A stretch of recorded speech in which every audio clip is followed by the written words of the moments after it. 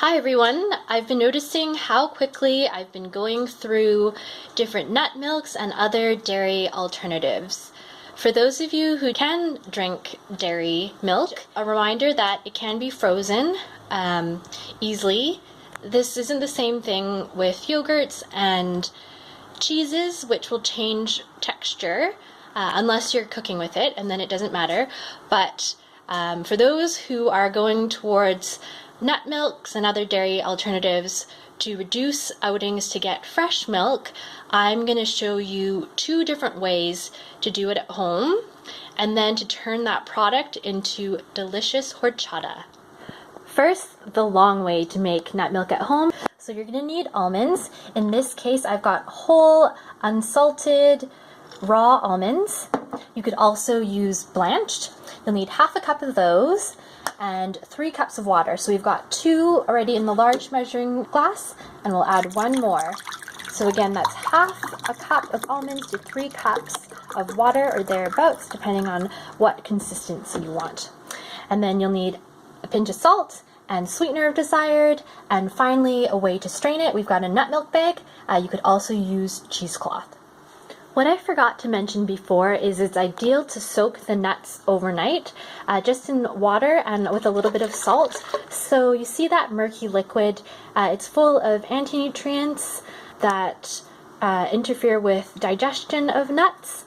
And so we're going to want to soak overnight and drain and rinse that before we add them to our blending cup. So that's got the water, the drained nuts, the salt, and I've omitted the sugar or sweetener for now. But if you're using less than fresh dates, I'd recommend soaking them in a bit of boiling water first of all to soften them up. You could also do coconut sugar, maple syrup, or honey. And we're going to blend for 30 seconds using the extractor blade if you're using one of these bullets. So we've blended for 30 seconds and now it's time to strain. So I've just got my nut milk bag draped over a glass that I'm going to collect all the goodness into. So just to show you, it turned white from the brown almonds. We started with this. Okay, so we're straining it into here.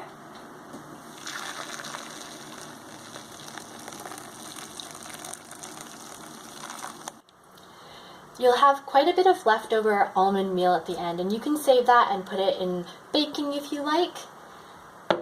Now comes the potentially messy part. So I saw this in a commercial nut milk bag that it had a ring, and I think it's really helpful because you can loop that over your bag and then use it to help squeeze.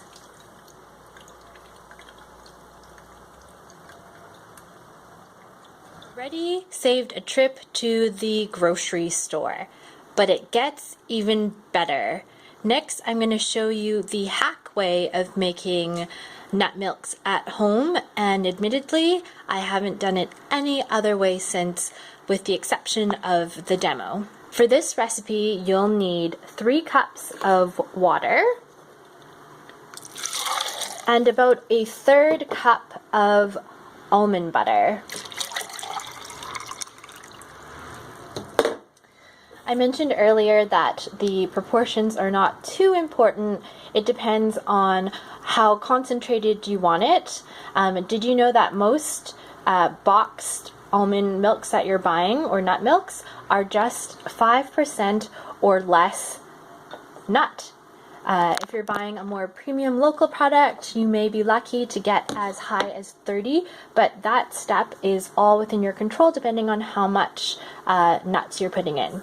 So just a sprinkle of salt, and then we can blend it. There's no soaking, there's no draining, and there is no straining of the final product.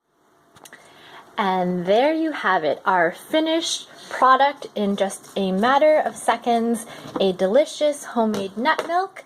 I have been talking mostly about nuts, but you can do an oat milk that's getting really popular, and you do it the exact same way.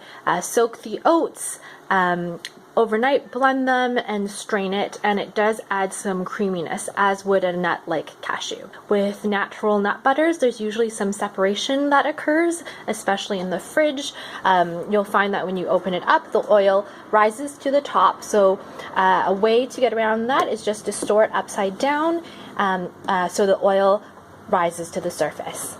The natural separation that occurs, as you can see, this happens in store-bought containers as well, but you can't see it through the opaque carton.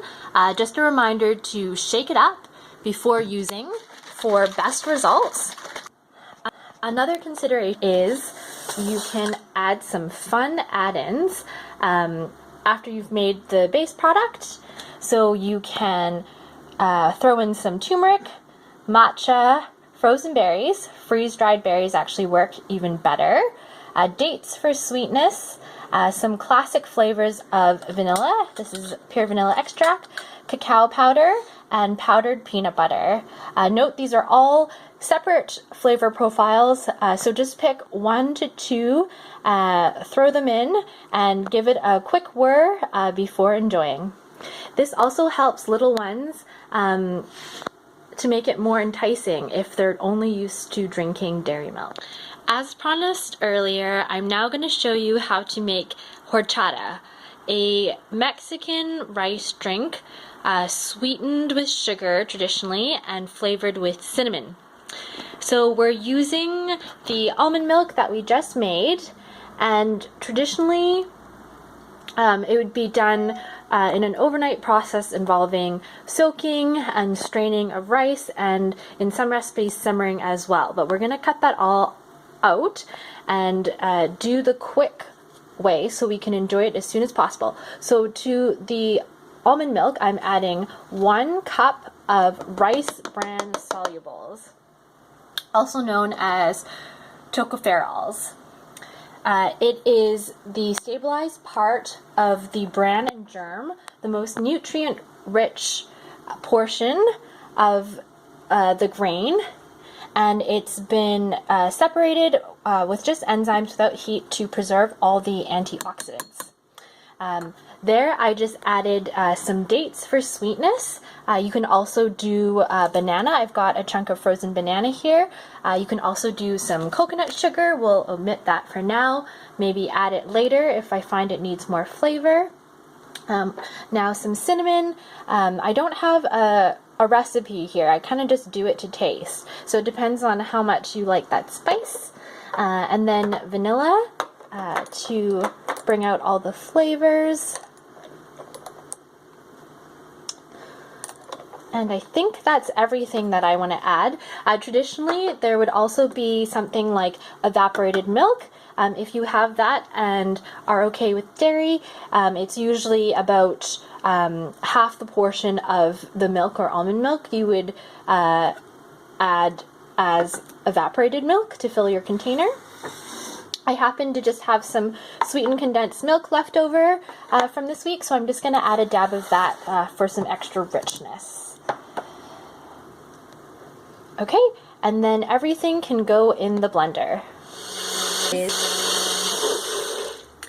Wanted to finish up with a few more notes on the tocopherols.